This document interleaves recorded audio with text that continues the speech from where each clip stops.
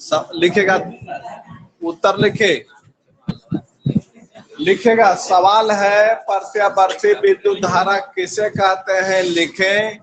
जवाब में आइए, लिखे प्रत्यावर्ती विद्युत धारा उसे कहते हैं जिसका मान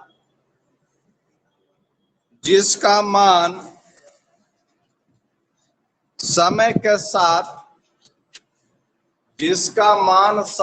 साथ बदलते रहता है। जिसका मान समय के साथ बदलते रहता है।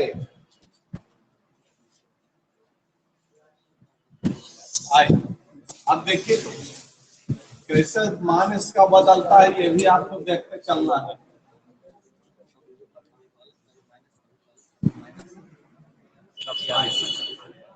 आपको हम पढ़ाए है चुंबकीय क्षेत्र, दो तरह के चुंबकीय क्षेत्र पढ़ाए हैं, एक लंबवत अंदर की ओर और एक लंबवत बाहर की ओर। तो लंबवत अंदर की ओर का संकेत क्या होगा, क्रॉस होगा।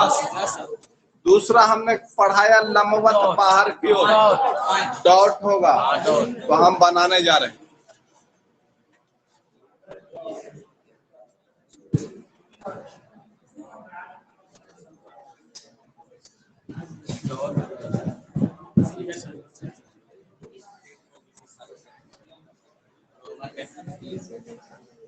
ये लंबवत अंदर की ओर चुंबकीय क्षेत्र है, क्लियर बात है। आइए यहाँ पर एक कुंडली हम रख रहे हैं, क्वाइल रख रहे हैं।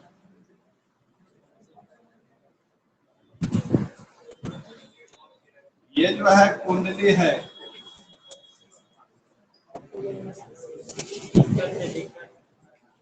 ये कुंडली है और ऐसे आप रखे हुए, आप क्या करेंगे, इसको ऐसे घुमा देंगे। हाँ, इस कुंडली को क्या करेंगे, हम घुमा देंगे ऐसे। जब कुंडली को घुमाइएगा तो चुंबकीय फ्लक्स में परिवर्तन होगा। नहीं, फैराडे कह चुके हैं कि जब चुंबकीय फ्लक्स में परिवर्तन होगा तो उस कुंडली में विद्युत धारा उत्पन्न हो जाएगी, पढ़ाए हुए हैं। तो यहाँ क्या है कि इस तरह से चुंबकीय क्षेत्र में जो है आप कुंडली को रोटेट कराते हैं। तो जब रोटेट कराते हैं तो फ्लक्स में परिवर्तन होता है और कुंडली में विद्युत धारा उत्पन्न हो जाता है। तो ध्यान दीजिए, आप ऐसे रखे हुए हैं, ऐसे रखे हुए हैं, इसके बाद आप रोटेट करा दिया इस तरह से, ऐसे रोटेट हो गया। तो जब रोटेट कराइएगा तो यहाँ से जो है महत्तम विद्युत धारा हो जाएगा। ये हम मान ले रहे हैं P और ये Q मान ले रहे हैं। उसके बाद आप इधर घुमाइएगा, इसको R मान ले रहे हैं, फिर आप इधर घुमाइएगा, इसको S मान रहे हैं। ऐसे तरह से यह देखिए, जब ऐसे आप रखे हुए हैं तो कोई विद्युत धारा नहीं चल रहा है। जब आप ऐसे रखे हुए हैं तो कोई विद्युत धारा नहीं है। ग्राफ भी देखते चलिए, यहाँ पर है इस अवस्था में, PR की अवस्था में है तो कोई विद्युत धारा नहीं चला। काहे नहीं चला, क्योंकि चुंबकीय फ्लक्स में परिवर्तन नहीं हुआ। आप हलचल करिएगा तब ना पानी में हलचल होगा। आप पानी में जाके खड़ा है, अर्घ दे रहे हैं, खड़ा है नहीं, अब जैसे हलचल करेगा तभी कुछ उसमें होगा। अब क्या कर रहे हैं, तो इस अवस्था में कोई विद्युत धारा नहीं चलेगा, ये जीरो हो गया। अब आपने क्या किया, इस तरह से रोटेट करा दिया तो चुंबकीय फ्लक्स में परिवर्तन हो जाएगा, तो यहाँ महत्तम विद्युत धारा हो जाएगा। तो चलिए ये 0 डिग्री है तो ये 90 डिग्री हो गया है। तो आप देखिए यहाँ से यहाँ तक के ग्राफ गया, ये था P से आप Q चले गए, P से आप Q किया। जब इस अवस्था में है तो कोई विद्युत धारा नहीं चला इसमें, लेकिन जब P जो है Q में आ गया तो महत्तम विद्युत धारा हो गया। ठीक है, यहाँ हो गया महत्तम विद्युत धारा, महत्तम विद्युत धारा। क्लियर। तो ग्राफ क्या होगा, हिया से हिया। उसके बाद आप यहाँ आ गए, आप क्या आ गए, यहाँ R की अवस्था में आ गए। आर की अवस्था में आ गया, इसका मतलब फिर जीरो हो गया। ये हो गया आर की अवस्था में आइएगा तो फिर जीरो हो जाएगा, इसके मतलब 180 डिग्री हो गया। नहीं, अब उसको बाद फिर आप ऐसे घुमा रहे हैं, इधर आप ला रहे हैं तो ये नेगेटिव दिशा में विद्युत धारा हो जाएगी। ये जो है नेगेटिव दिशा में विद्युत धारा हो जाएगा, तो यहाँ हो गया महत्तम विद्युत धारा। तो ये हो गया उल्टा दिशा में महत्तम विद्युत धारा, उल्टा दिशा में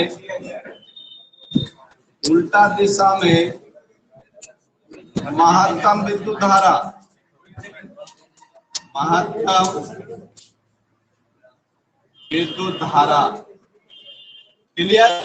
ये उल्टा दिशा हो गया। आप फिर ये क्या हो गया, ये एस हो गया। आप फिर यहाँ से आप क्या किए, पी में आ गए तो फिर जीरो हो गया। यहाँ से फिर ही आ गए पी में तो फिर जीरो। समझ गए? फिर से समझिए, जब ऐसे रखे पी की अवस्था में है तो कोई विद्युत धारा नहीं हुआ, क्योंकि कोई चुंबकीय फ्लक्स में परिवर्तन नहीं हुआ। आप इसको रोटेट करा दिए, चुंबकीय फ्लक्स में परिवर्तन हुआ तो महत्तम विद्युत धारा हो गया धनात्मक दिशा में। उसके बाद आप ऐसे कर दिए तो फिर जो है 180 डिग्री में आ गया, पुनः जो है जीरो विद्युत धारा हो गया।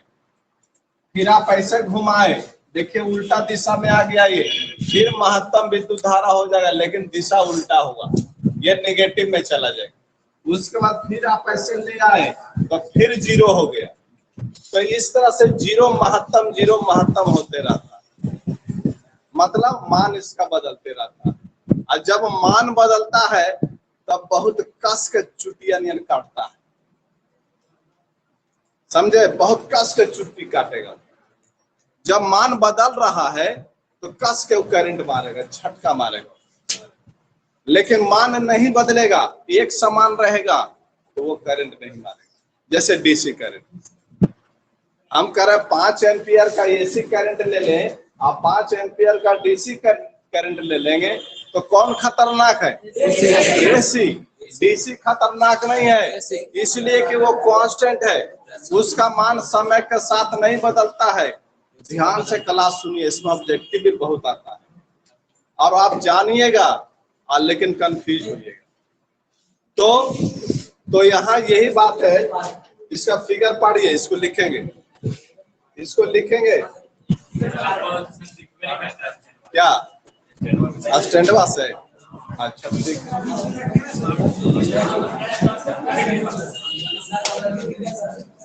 है ना, रहे ना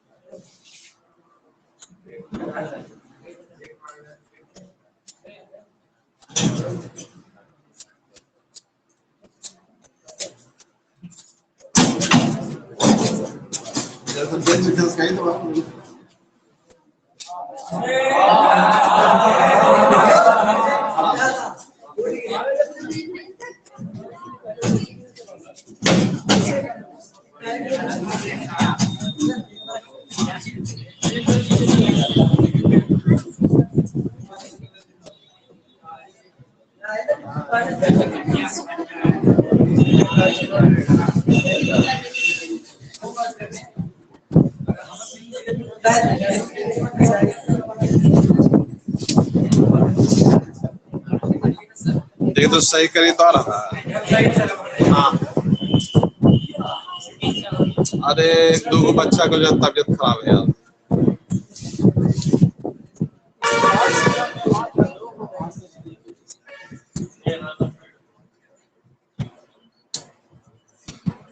आ रहा है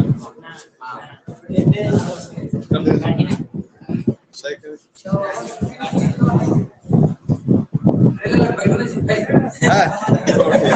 चलो चलो अगला बैठो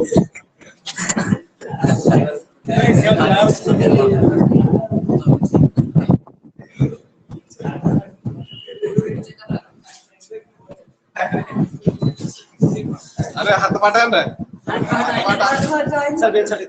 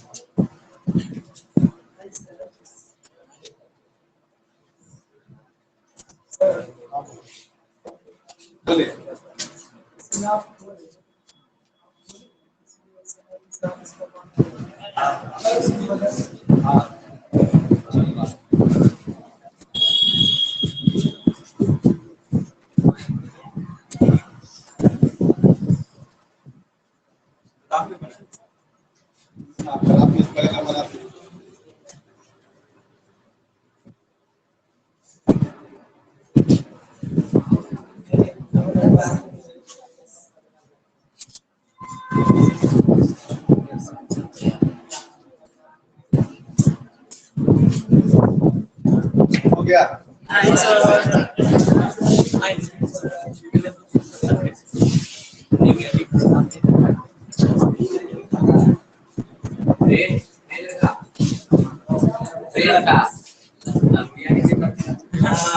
पता चल गया आगे देखने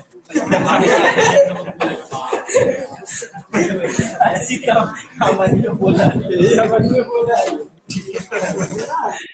एक बार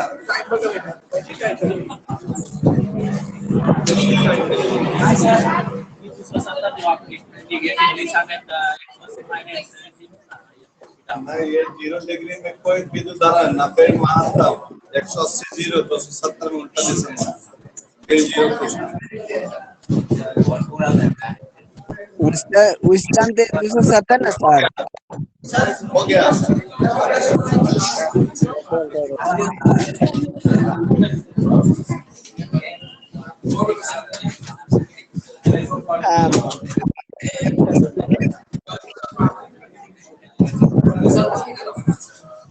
लिखेगा हाँ ग्राफ भी समझ है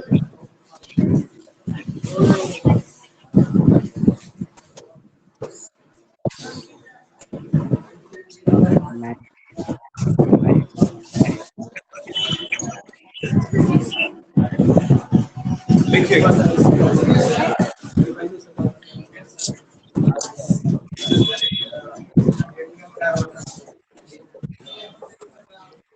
मन नहीं लगा मेरे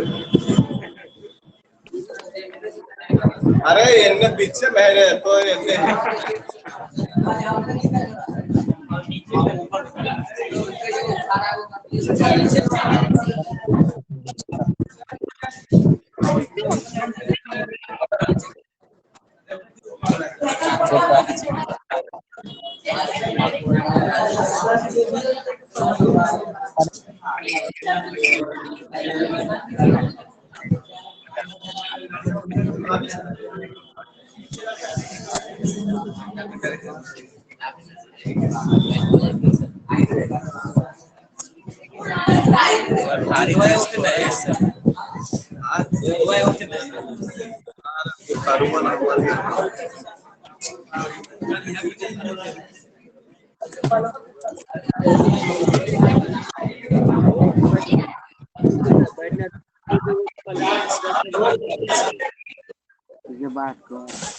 हो गया चलो लिखेगा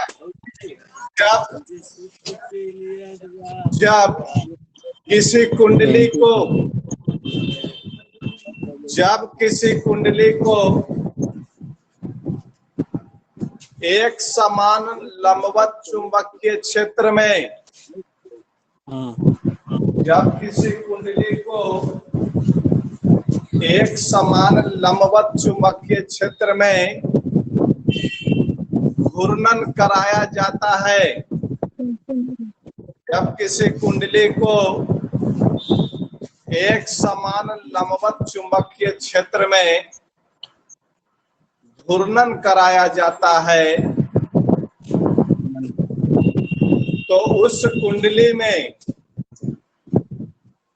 महत्तम और न्यूनतम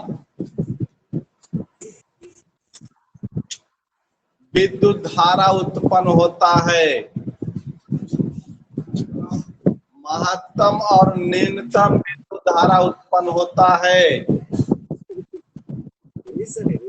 इसे चित्र में दिखलाया गया है।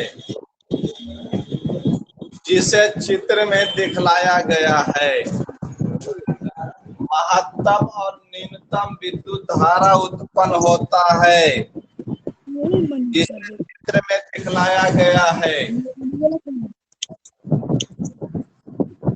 लिखिएगा, जब कुंडली 0 डिग्री अवस्था में रहता है,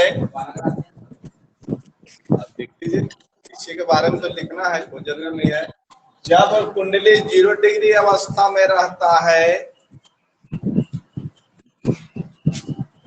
तो विद्युत धारा का मान न्यूनतम, जब कुंडली 0 डिग्री अवस्था में रहता है तो विद्युत धारा का मान न्यूनतम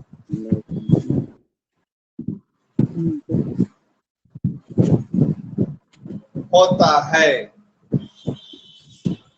लेकिन जब कुंडली 90 डिग्री कोण की अवस्था में रहता है, लेकिन जब कुंडली 90 डिग्री कोण की अवस्था में रहता है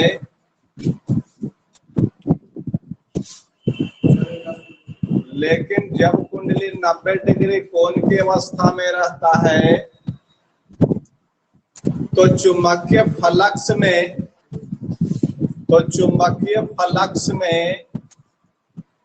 महत्तम परिवर्तन होने के कारण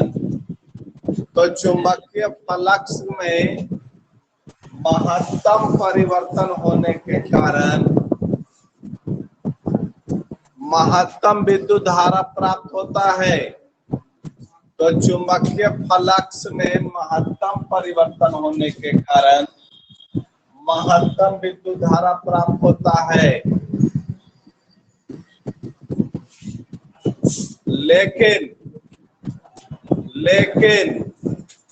जब कुंडली 180 डिग्री की अवस्था में रहता है, लेकिन जब कुंडली 180 डिग्री की अवस्था में रहता है तो चुंबकीय फ्लक्स में, लेकिन जब कुंडली 180 डिग्री की अवस्था में रहता है तो चुंबकीय फ्लक्स में न्यूनतम परिवर्तन होने के कारण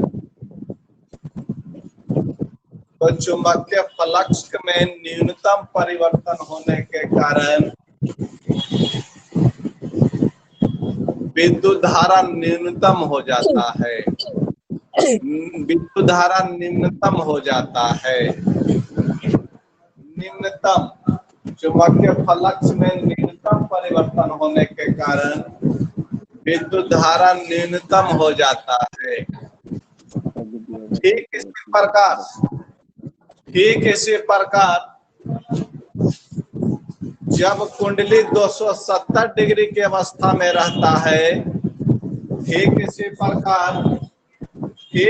प्रकार जब कुंडली 270 डिग्री की अवस्था में रहता है तो विपरीत दिशा में जब कुंडली 270 डिग्री की अवस्था में रहता है तो विपरीत दिशा में महत्तम विद्युत धारा उत्पन्न होता है।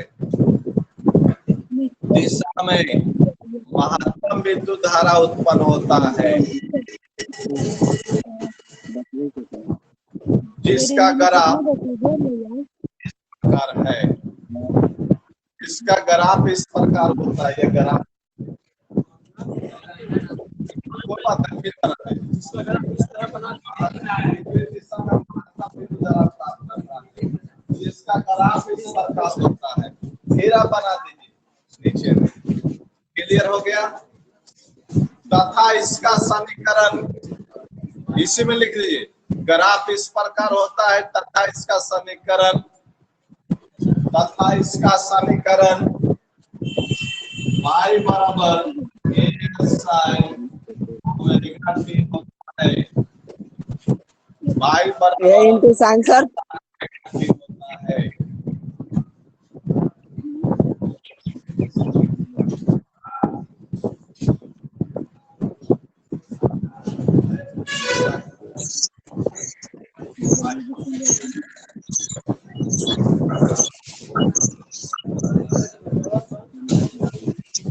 ग्राफ बनाइए, वो समीकरण लिख दीजिए और इसी आधार पर जो है विद्युत धारा और विद्युत वाहक बल का समीकरण लिखिए।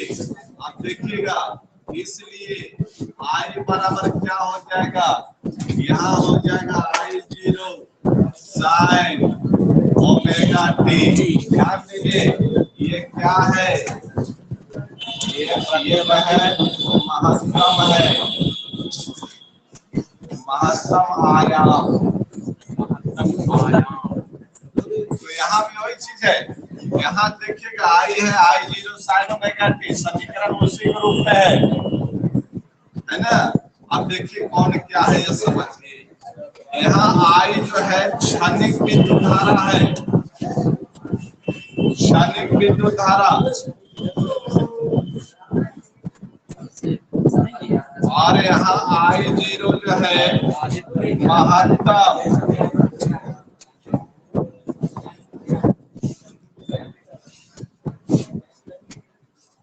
इसका नाम है शिखर विद्युत धारा।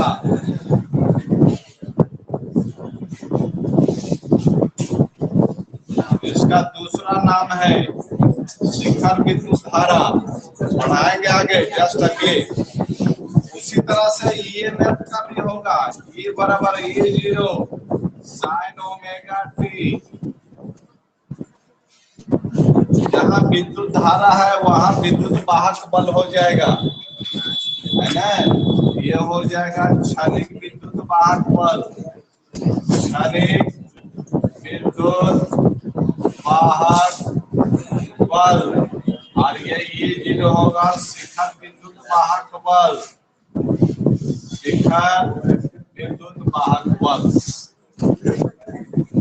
तो इसी तरह से यह समीकरण करंट का भी होगा, ठीक है। बीच में जो है महत्तम आयाम ये देख रहे हैं, ये साइन थीटा में कोण में है, उसी तरह से ये दोनों का समीकरण होता है।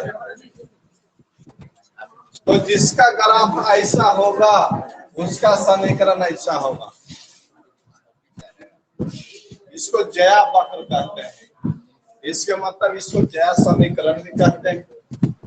जया मतलब साइन थीटा, तो साइन थीटा का ये वक्र है, इसके मतलब कि साइनोसॉइडल वक्र है, तो साइनोसॉइडल समीकरण है, या हिंदी में जया समीकरण है।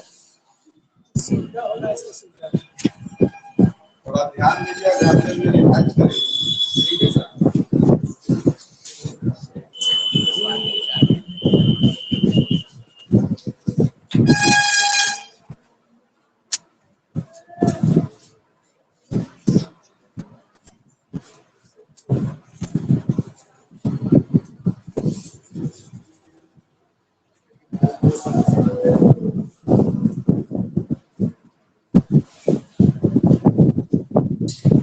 हो गया सर। समझिए उसको। हाँ, अरे 2008 तक हम बड़े परेशान जो नहीं लगे कल से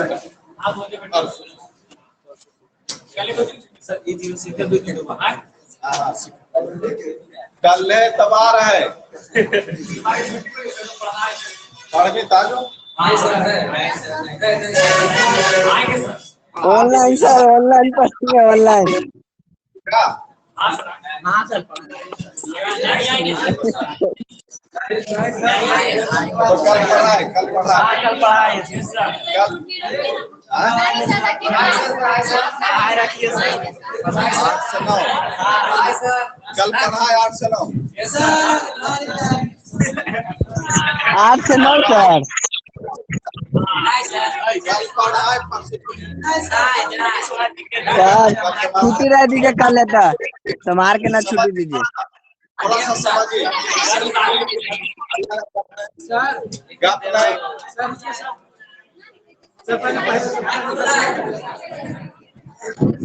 गप नहीं